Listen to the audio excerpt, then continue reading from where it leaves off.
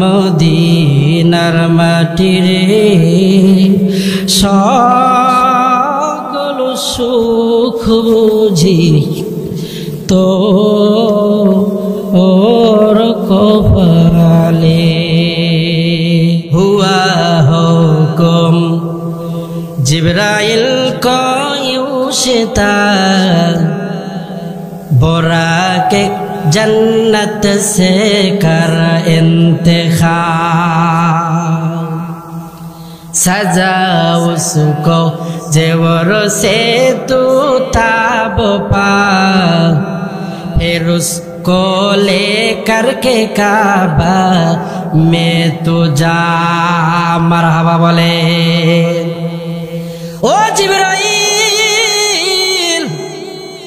जाओ जाओ जन्नत থেকে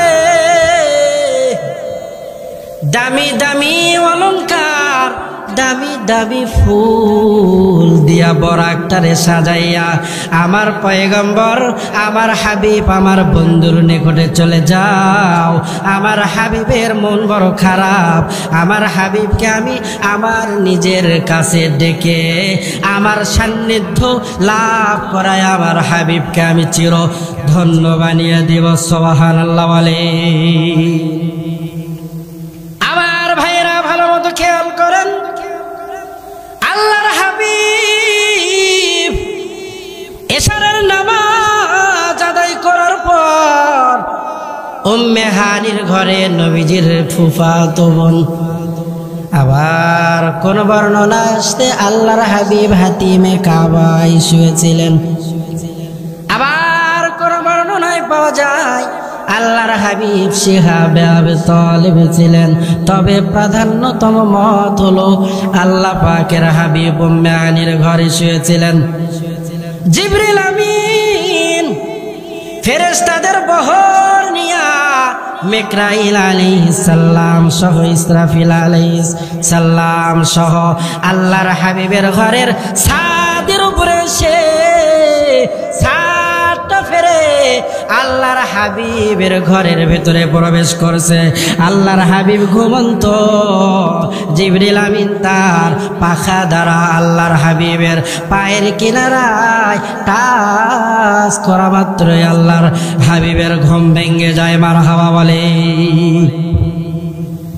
আমার ভাইরা ভালো মতো খেয়াল করেন, ও জয়নগর এলাকার যুবক ভাই, আমিও তোমাদের মতো একজন সন্তান। তোমার জন্ম এই জয়নগরের মাটিতে, আমার জন্ম এই জয়নগরের মাটিতে, কিন্তু এই পুরা জয়নগরের মধ্যে যত স্টেজ হয় এই স্টেজের মতো আর এই চেয়ারের মতো যাবি চেয়ার আর আছে নাকি? আল্লাহ তাআলা কেন এত সম্মান দিলেন? কোরআনের সঙ্গে সংস্পর্শ লাগার কারণে আল্লাহ তাআলা এত সম্মান দিলেন।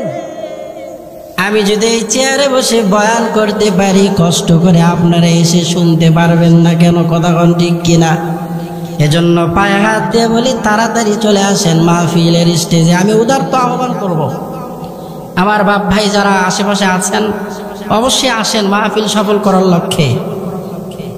অনেকে আছেন, আপনারা আসলে আর মাহফিল ভরপুর কামিয়াবি হবে ইনশাআল্লাহ। আল্লাহর হাবিব ঘুমিয়ে রয়েছেন আমার ভাইরা। জিবরিল আমিন এসে বললেন, ও পয়গম্বর, আল্লাহ তাআলা আপনারে দাওয়াত করেছেন, তাড়াতাড়ি আপনি রেডি হইয়া যান। জমজমের পানি দিলেন আল্লাহর হাবিব, জমজমের পানি দ্বারা ওযু বানায়া নিলেন। ও জিবরাইল, আজকে উল্টা পাল্টা কেন? আমার ঘরের দরজা তো আছে, কিন্তু অপর দিক দিয়ে কেন আসলে রে জিবরাইল? ওগো পয়গম্বর শোনেন শোনেন, আজকে আপনার সঙ্গে যা যা ঘটবে সব একটু উল্টা পাল্টা আর আশ্চর্যজনক মনে হবে। আল্লাহর হাবিব এবার বরাকে সওয়ার হবেন। বরাকটা সাদা কালার, মাঝে মাঝে অন্য ভিন্ন কালার, গাধার চাইতে ছোট, খচ্চরের চাইতে একটু বড় এমন প্রাণী। আল্লাহর লাফায়, ইখতিলাফ পূর্ণ কথা। এরপর জিবরাইল বলল,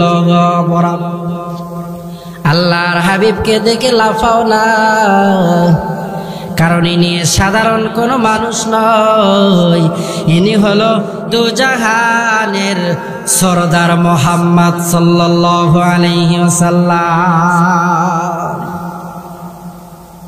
আল্লাহর হাবিব বলল, লাফাও কেন? ও নবী, আমার পিঠে আরোহণ করে আল্লাহ তাআলার সান্নিধ্যে যাবেন, ওয়াদা দেন আমাকে নিয়ে আপনি ওই জান্নাতে প্রবেশ করবেন। সুবহানাল্লাহ বলেন। আল্লাহর হাবিব সওয়ার হয়ে গেলেন, ঘুটঘুটে অন্ধকার। কিছু দূর যাওয়ার পরে জিবরিল আমিন বললেন, নবী এখানে নামেন, 2 রাকাত নামাজ আদায় করেন। এটা কোন জায়গা? বলে ইয়াসরিব। কিছুদিন পর কাফের বেঈমানদের অত্যাচারে আপনার জন্মভূমি মক্কাতে থাকতে পারবেন না। ওগো আল্লাহর হাবিব, আপনাকে দেশ ত্যাগ করে এই মদিনায় আসতে হবে। দেশ ত্যাগ মানুষ করে কিনা?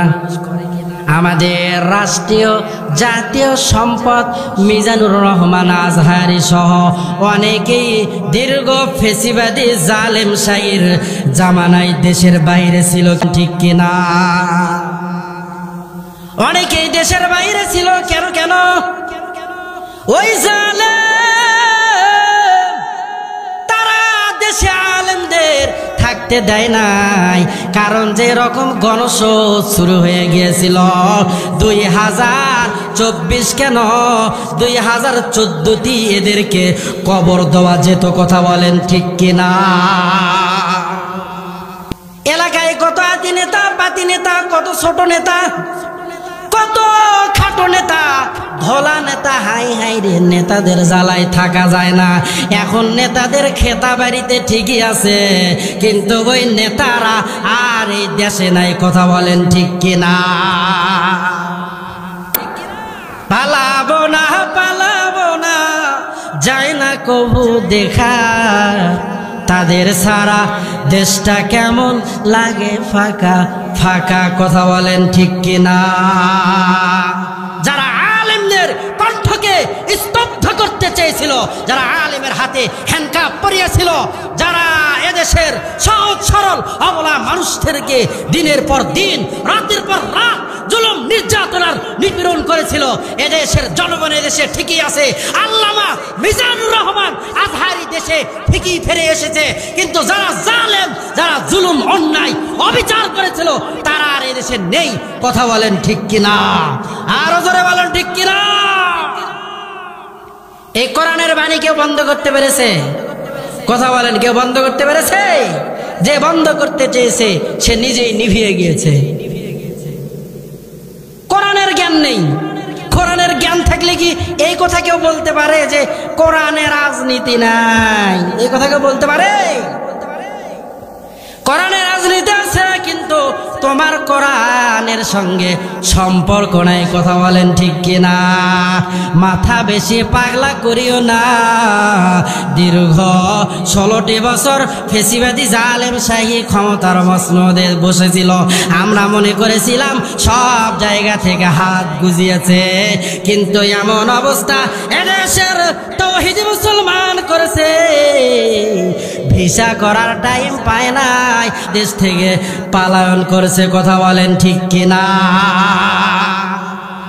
বেশি বাড়াবাড়ি করিও না, ইতিহাস থেকে শিক্ষা গ্রহণ করো, না হলে তাদের মতো অবস্থা হয়ে যেতে পারে। কিনা?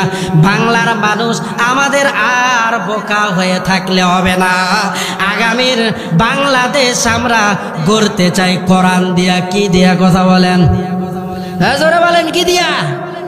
আগামীর বাংলাদেশ গড়তে চাই কোরআন দিয়া। সব দেখেছে, যখন নির্বাচন চলে আসে তখন বড় বড় টুপি পইরা আর দামি দামি পাঞ্জাবি, আবার খালি পাঞ্জাবি না, রিপু করা, আবার কালারিং রিপু। কি ব্যাপার নেতা? জিন্দেগিতে শার্ট পরিধান করে চললে এখন কেন পাঞ্জাবি পরিধান করেছেন, তাও আর মাঝে মাঝে কালারিং রিপু?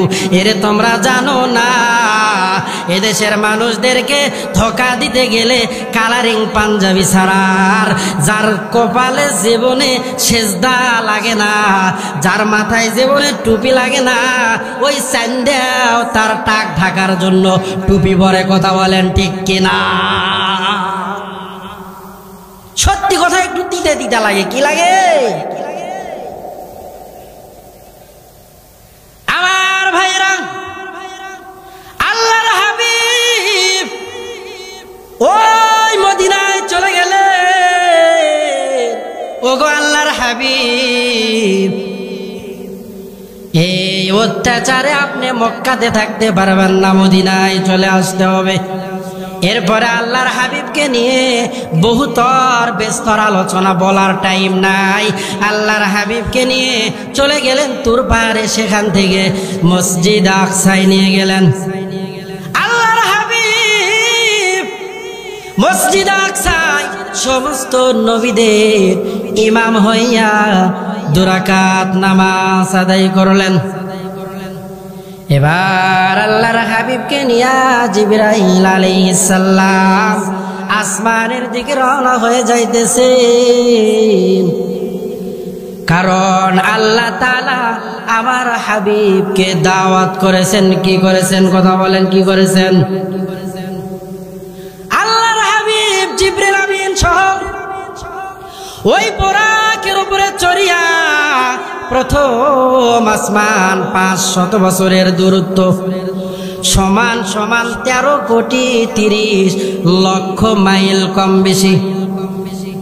এত দূর রাস্তা অতিক্রম করে প্রথম আসমানের দরওয়াজার সামনে, ওই প্রথম আসমানের 2টি দরওয়াজা, দরওয়াজাগুলো জমরত ইয়াকুর পাথর দ্বারা নির্মাণ করা।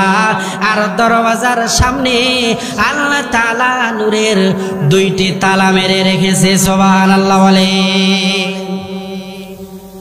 আমার ভাইরা ভালো মতো খেয়াল করেন, জিবরাইল আলাইহিস সালাম বলল, দ্বার রক্ষী ইসমাইল, তাড়াতাড়ি দরওয়াজা খোলো রে, তাকিয়ে দেখো কে আসছে রে। জিবরাইল আলাইহিস সালাম বলার পরে ভেতর থেকে দ্বার রক্ষী ইসমাইল ডাক দিয়ে বলে, ওগো জিবরাইল ভাই, তোমারে তো একা দেখি না, তোমার সঙ্গে কাকে দেখা যায়? জিবরিল আমিন বলল, আনা জিবরাইল হুয়া মুহাম্মদ, তাড়াতাড়ি চাবি দাও। আল্লাহ তাআলা তার হাবিবকে তার সান্নিধ্য লাভ করার জন্য দাওয়াত করেছে। ভেতর থেকে আওয়াজ আসে, চাবি তো আমার কাছে নাই। তাহলে চাবি কার কাছে? চাবি ওই মুহাম্মাদের কাছে। আল্লাহর হাবিব সোনার সঙ্গে বারবার হাতের দিকে তাকায়, হাত 2টা খালি। ভেতর থেকে আওয়াজ আসে, ওগো পয়গম্বর, আপনার হাত খালি হলে কি হবে? আপনার মুখে তো আল্লাহ তাআলা বিসমিল্লাহ দিয়েছে, আপনি বিসমিল্লাহ বলে তালায় হাত দেন। তালায় হাত দেওয়ার সঙ্গে সঙ্গে আমার আল্লাহ নূরের তালাটারে ওপেন করে দিবে। আল্লাহর হাবিব বিসমিল্লাহ বলে হাত দেওয়ার সঙ্গে সঙ্গে তালা খুলে গেল, ভেতরে প্রবেশ করলেন। এই 2টি দরওয়াজার কাম কি? জিবরাইল আলাইহিস সালাম এবার বলল, একটি দরওয়াজা দিয়ে আল্লাহ তাআলা বনি আদমের ইবাদতগুলো উপরে উঠায় নেয়, আর একটি দরওয়াজা দিয়ে আল্লাহ তাআলা সমস্ত মাখলুকের খানার ইন্তজাম করে। সুবহানাল্লাহ বলে। আল্লাহ রাব্বুল আলামিন আল্লাহ পাকের হাবিবকে প্রথম আসমানে নিয়ে গেলেন। প্রথম আসমানের নাম আর-রাকি। প্রথম আসমানটা সাদা মার্বেল দিয়ে আল্লাহ পাক তৈরি করেছেন। কি মার্বেল দিয়ে? কথা বলেন, কি মার্বেল দিয়ে? সাদা মার্বেল দিয়ে আল্লাহ তাআলা প্রথম আসমানটারে সৃষ্টি করেছেন। কিন্তু আমরা যখন নিচ থেকে উপরের দিকে তাকাই, আমাদের চোখে নীল নীল পড়ে কিনা? কথা বলেন, নীল নীল পড়ে কিনা? কেন? আল্লাহ তাআলা এই সাদা মার্বেল পাথরের উপরে বিশাল সুবিশাল সমুদ্র বানিয়েছেন। সমুদ্রের পানি হলো নীল। এই জন্য আমরা যখন দুনিয়া থেকে আসমানের দিকে তাকাই তখন আসমানটা নীল নীল দেখা যায় কিনা? প্রথম আসমানটা আল্লাহ তাআলা দুধের মতো সাদা করে বানিয়েছেন। আল্লাহর হাবিব প্রথম আসমানে পয়গম্বর আদমের সঙ্গে দেখা করার পরে দ্বিতীয় আসমানের দিকে রওনা হলেন।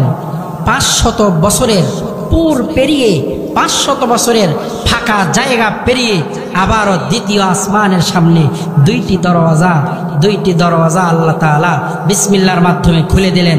দ্বিতীয় আসমানে যাওয়ার পরে ঈসা নবীর সঙ্গে আল্লাহ পাকের হাবিবের দেখা।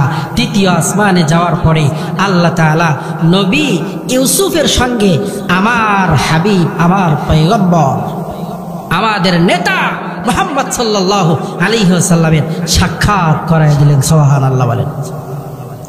আমার ভাইয়েরা, আল্লাহর হাবিব পয়গম্বর ইউসুফের চেহারার দিকে তাকালেন আর মনে মনে ভাবলেন, আরে আল্লাহ মনে হয় দুনিয়ার অর্ধেক সৌন্দর্য এই নবী ইউসুফ রে দান করেছে। আল্লাহর নবীর চেহারা একবার হাসে, আবার চেহারাটা একটু মলিন হয়ে যায়। আল্লাহ তাআলা তার বন্ধুর ভেতরের খবর জানেন কিনা বলেন। ও হাবিব, আপনার মন খারাপ কেন? আল্লাহ তাআলা আপনি নবী ইউসুফ রে এত সৌন্দর্য দান করেছেন, আমার উম্মতের চেহারা তো খারাপ। আল্লাহ জানিয়ে দিলেন, হাবিব চিন্তা করার কোনো কারণ নাই। আপনার উম্মতের মধ্যে যারা আমি আল্লাহ তাআলার বহুবিধ নিয়ামতের জান্নাতে দাখিল হবে তাদের চেহারা পয়গম্বর ইউসুফের চাইতেও বেশি সুন্দর হবে। সুবহানাল্লাহ বলে। মন খারাপের আর কোনো কারণ আছে? আল্লাহর হাবিব চতুর্থ আসমানে গেলেন। চতুর্থ আসমানে যাওয়ার পরে ইদ্রিস আলাইহিস সালামের সঙ্গে দেখা সাক্ষাৎ হয়ে গেল। পয়গম্বর ইদ্রিস আলাইহিস সালাম আমার নবীকে নিয়ে প্রথম আসমান, সব আসমান পেরিয়ে আল্লাহ পাকের হাবিব চতুর্থ আসমানে আল্লাহ পাকের হাবিবকে নিয়ে ঘুরতেছে আর বলতেছে, ওগো আল্লাহর হাবিব, আপনার মন বড় খারাপ, কারণ আপনার দুনিয়াতে কাছের মানুষগুলো দুনিয়ার থেকে বিদায়। ওগো আল্লাহর হাবিব, আল্লাহ তাআলার কুদরতের নিদর্শন সবই কিছু নিদর্শন চতুর্থ আসমানে আছেন, আপনি ঘুরিয়ে ফিরিয়ে দেখতে থাকেন। আল্লাহ পাকের হাবিব চতুর্থ আসমানে তাকিয়ে দেখে যে সূর্য আমাদেরকে আলো দেয়। আল্লাহ তাআলা ওই সূর্যটাকে চতুর্থ আসমানে ফিট করে দিয়েছে। সুবহানাল্লাহ বলেন। আল্লাহর হাবিব বললেন, চতুর্থ আসমানে কেন? আল্লাহ তাআলা জানিয়ে দিলেন, হাবিব চতুর্থ আসমানের যেখানে রাখছি এখান থেকে 100 পরিমাণ ওপরে দিলে মুহূর্তের মধ্যে পুরো জমিনটা বরফ হয়ে যাবে। আবার 100 পরিমাণ যদি নিচে দেই তাহলে মুহূর্তের মধ্যে পুরো জমিনটা পুড়ে আংরা হয়ে যাবে।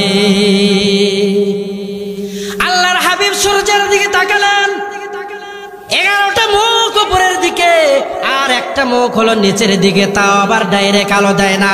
হাজারো লক্ষ লক্ষ ফেরেশতারা সূর্যের মুখে পানি ঢালে। আল্লাহর হাবিব বললেন, পানি ঢালার পিছনে কারণ কি? ওগো আল্লাহর হাবিব, দুনিয়াতে তাকিয়ে দেখেন কত মানুষ মাঠে ময়দানে কাজ করে, কত পশু প্রাণী জঙ্গলার মধ্যে আছে, তাদের মাথায় যেন ডাইরেক্টলি সূর্যের আলো না পড়ে। আল্লাহ তাআলা এই জন্য এই সূর্যের আলোর মুখে হাজারো লক্ষ কোটি ফেরেশতা আল্লাহ তাআলা নিযুক্ত করে রেখেছেন। হাকিকত সে তো দুনিয়া বেখবর হায়, দুনিয়া কি নুমাইশ পর নজর হায়, নমি গুয়াম কে আজ দুনিয়া জুদা বাস বাহার কারে কে বাসি বা खुदा बाश चिस्ते दुनिया आजो खुदा का फिलबुदान में कमाशु नकरा फर जिंदुजा আল্লাহ তাআলা জানিয়ে দেন শুধু মানুষকে দেখেন না, মানুষের মাথার উপরে আপনি চুল দেখেন। আগে আপনি মানুষ দেখেন না, আগে আপনি চুল দেখেন। ওগো আল্লাহর হাবিব, মানুষের মাথার উপরে ডাইরেক্ট ওই সূর্যের আলো পড়ে মানুষ কষ্ট পাবে। এই জন্য আমি আল্লাহ তাআলা মানুষের মাথার উপরে আমি আল্লাহ তাআলা চুল দ্বারা কাভারিং করে দিলাম। সুবহানাল্লাহ বলেন। কাদের কুদরত বর কামাল আনতা রব্বি আনতা হাসবি জুল জালাল। পড়েন কাদের কুদরত দারি বর কামাল আনতা রব্বি আনতা হাসবি জুল জালাল তুহি কাদের জলিলুল্লাহ জাহাদান বাহর হালে তুহি মেরা নিগাহবান। ওগো হাবিব, জঙ্গলায় কি দেখেন? পশু দেখি, কিন্তু পশুর শরীরের ভেতরে আল্লাহ তাআলা চামড়া দিয়েছেন কিনা? পশম আছে না নাই? আছে না নাই? কথা বলেন। কেন আল্লাহ তাআলা পশম দিলেন? যাতে করে সূর্যের আলো ডাইরেক্ট পশু পাখির গায়ের উপরে না পড়ে। আল্লাহ পাক কত বড় বানানেওয়ালা। আল্লাহর হাবিব পঞ্চম আসমানে চলে গেলেন। এই সূর্যের মধ্যে আল্লাহ তাআলা 7টি রং রেখেছে। কয়টি রং? যত ফল ফ্রুট আছে সব ফল ফ্রুটের মধ্যে আল্লাহ তাআলা রং লাগায় সূর্যের দ্বারা। এই পৃথিবী থেকে এই সূর্য 13 লক্ষ গুণ বড়, আর ওই চন্দ্র এই পৃথিবী থেকে 50 গুণ ছোট। কত গুণ ছোট? যেখানে সূর্যের তাপ লাগে সেখানকার ফলের কালার গুলো টকটকা হয়। কথা বলেন ঠিক কিনা? আর যেখানে চন্দ্রের আলো লাগে আল্লাহ তাআলা ওই ফলের ভিতরে স্বাদ কম দেন না বেশি দেন? জোরে বলেন, কম দেন না বেশি দেন? আল্লাহর হাবিব পঞ্চম আসমানে পয়গম্বর হারুনের সঙ্গে দেখা, ষষ্ঠম আসমানে নবী মূসার সঙ্গে দেখা। আল্লাহ তাআলা দ্বিতীয় আসমান বানিয়েছেন লোহা দ্বারা, তৃতীয় আসমান বানিয়েছেন তামা দ্বারা, চতুর্থ আসমান আল্লাহ বানিয়েছেন রূপা দ্বারা, পঞ্চম আসমান আল্লাহ তাআলা বানিয়েছেন স্বর্ণ দ্বারা, ষষ্ঠ আসমান আল্লাহ তাআলা বানিয়েছেন মুক্তা দ্বারা। এবার আল্লাহ পাকের হাবিব ও সপ্তম আসমানে চলে গেলেন। যাওয়ার পরে আল্লাহর হাবিব তাকিয়ে দেখে আল্লাহ তাআলা সপ্তম আসমান বানিয়েছে হলো লাল ইয়াকুত পাথর দ্বারা। সুবহানাল্লাহ বলেন। সপ্তম আসমানে যাওয়ার পরে বাইতুল মামুর, আমাদের কাবা শরীফ বরাবর উপরে বাইতুল মামুর আল্লাহ তাআলা কত ফেরেশতা বানিয়েছে জানেন? একবার এই বাইতুল মামুর যেই ফেরেশতা তওয়াফ করার সুযোগ পায়, কিয়ামত পর্যন্ত ওই ফেরেশতা আর এই বাইতুল মামুর তওয়াফ করার সুযোগ পাবে না। আমাদের কাবা হচ্ছে কোথায়? মক্কাতে। আর ফেরেশতাদের কাবা ওই বাইতুল মামুর 7 আসমানের উপরে। আল্লাহর হাবিব তাকিয়ে দেখলেন পয়গম্বর ইব্রাহিম জাতির পিতাকে, কথা কয় না, জাতির পিতাকে মিল্লাতা বিকুম ইব্রাহিম হুয়া সাম্মাকুমুল মুসলিমিন।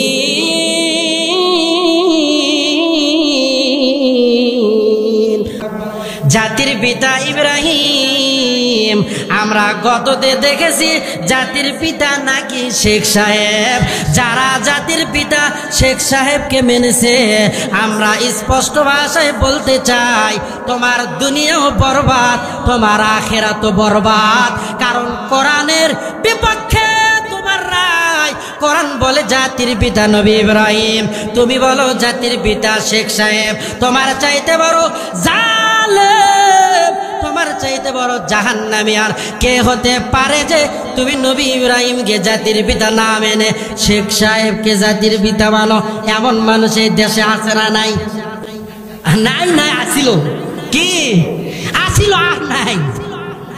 কথা কোন ঠিক কিনা? আল্লাহর হাবিব এবার ওখান থেকে সিদরাতুল মুনতাহায় চলে গেলেন। যাওয়ার পরে সঙ্গে জিবরাইল আলাইহিস সালাম। আল্লাহ পাকের হাবিবের মনে পড়ে গেছে, জিবরাইলকে একদিন বলছিলাম, জিবরাইল তোমার ওই সুন্দর চেহারাটা আমাকে একটু দেখাও, তোমার চেহারা নাকি অনেক বড়। আল্লাহর হাবিবকে বলল, আল্লাহর হাবিব দুনিয়াতে আমার চেহারা ওপেন করার মতো জায়গা নাই। আল্লাহর নবী জিদ ধরছে। আল্লাহর হাবিবকে বলা হলো আপনি বাইরে আসেন। আসার পরে আল্লাহর হাবিব এবার দেখলেন যে জিবরিল আমিন একটি পাখা যারা দুনিয়ার মধ্যে একটু আড়াল করছে, গোটা দুনিয়াটা অন্ধকার হয়ে গেছে। জিবরিল আমিন আবার দাহিয়াতুল কলবির শুরুতে আল্লাহর হাবিবের সামনে। ওগো হাবিব কি দেখলেন? আল্লাহর হাবিব বলে গোটা দুনিয়াটা তো অন্ধকার। ওগো আল্লাহর হাবিব আমার চেহারা ওপেন করার মতো জায়গা এই দুনিয়াতে নাই। 600 ডানার মধ্যে একটি ডানার অর্ধেক দুনিয়াতে রাখতে চেয়েছিলাম, সেই জায়গা নাই। আমারে যদি দেখতে চান ওই সিদরাতুল মুনতাহায় যাইতে হবে। আল্লাহর হাবিবের মনে পড়ে গেছে, ও জিবরাইল তোমার চেহারাটা দেখাইয়া দাও। আল্লাহর হাবিবকে জিবরিল আমিন চেহারা দেখানোর জন্য 600 ডানা উন্মুক্ত করে তার ওই চেহারাটা আল্লাহর হাবিবকে দেখায় দিলেন। এবার জিবরিল আমিন বলল, পয়গম্বর আপনার চেহারাটা আমারে একটু দেখান। আল্লাহর হাবিব বলল, আমার চেহারা আসল রূপ দেখানোর জন্য দুনিয়াতে তো জায়গা নাই, ওই আল্লাহর 7 আসমানেও জায়গা নাই। আমার চেহারা যদি দেখতে চাও লা মাকান লা জামাল, ওই আরশে আজিম ছাড়া আমি নবীর চেহারাটা ওপেন করার জায়গা নাই। সুবহানাল্লাহ বলে। আল্লাহর হাবিব জান্নাতের মধ্যে যায়, সামনে সামনে বেলালের পায়ের খরমের আওয়াজ শোনা যায়।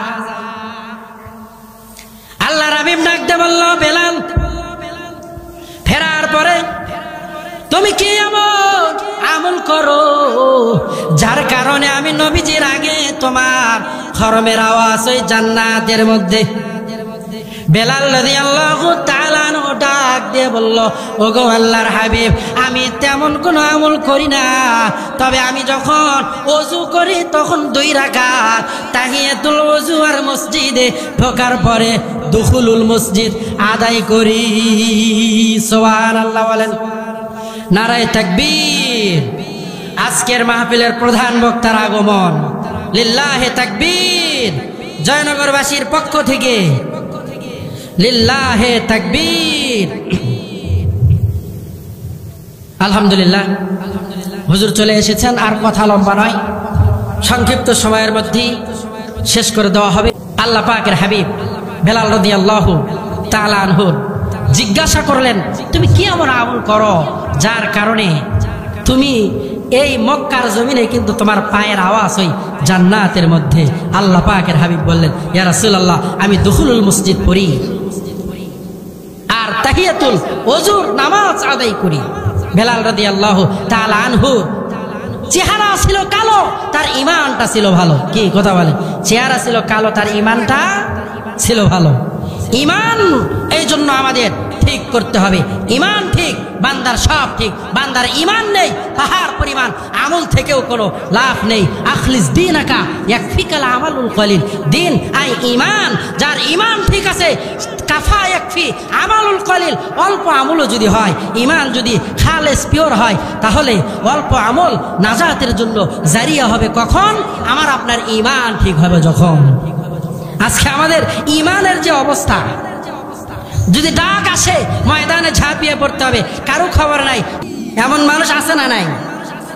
কিন্তু সব ভুলে গিয়ে এবার আমাদের ডাক আসে যদি আল্লামা মামুনুল হকের পক্ষ থেকে যদি ডাক আসে, শায়েখে চরমনায়ের পক্ষ থেকে যদি ডাক আসে, আমিরে জামাত হেফাজতের পক্ষ থেকে, তাহলে টেকনাফ থেকে তেতুলিয়া পর্যন্ত, পরশা থেকে পাতুরিয়া পর্যন্ত সমস্ত মুমিন মুসলমান একজোট হয়ে এক প্ল্যাটফর্মে এসে ইসলামের পতাকা এদেশে উড়াবই ইনশাআল্লাহ। সবাইকে দেখা শেষ, সব তন্ত্র মন্ত্র সব দেখা শেষ, চাচা বুবু এরপরে ভাই ভাবি সবাইকে দেখা শেষ। আগামীর বাংলাদেশ কোরআনের বাংলাদেশ। আগামীর বাংলাদেশ কিসের বাংলাদেশ? জোরে বলেন, কিসের বাংলাদেশ? কোরআনের বাংলাদেশ। আবারও ভোটের সময় এসে কোন বাটপার, কোন দাগাবাজ যদি এসে আমাদের ভোটকে হরণ করতে চায়, তাহলে তাদের মুখের উপরে বলে দিব, এবার সিল মারবো কোরআনের পক্ষে, এবার সিল মারবো হাদিসের পক্ষে। আমরা কোরআন দিয়ে রাষ্ট্র পরিচালনা করতে চাই। তোমাদের মুখে অনেক চাপাবাজি শুনেছি, মদিনার সনদে দেশ চালাবে বলে এদেশের মধ্যে ফেরাউন আর নমরুদের শাসন তোমরা জারি করেছিলে। গত দীর্ঘ 15টি বছর আমাদের উপরে যেই রকম জুলুম নির্যাতনার নিপীড়নের স্টিমরোলার চালানো হয়েছে, এটা জাহিলিয়াতের বর্বরতার অসভ্যতাকেও হার মানায়। কথা বলেন ঠিক কিনা? এজন্য আসুন সব ভুলে গিয়ে কোরআন দিয়ে দেশ চালানোর জন্য আলেম ওলামা আমাদের সঙ্গে আছেন তো? কে কে আছেন হাত উঠান, লিল্লাহি তাকবীর। আল্লাহ আমাদের কবুল করুন বলে আমিন।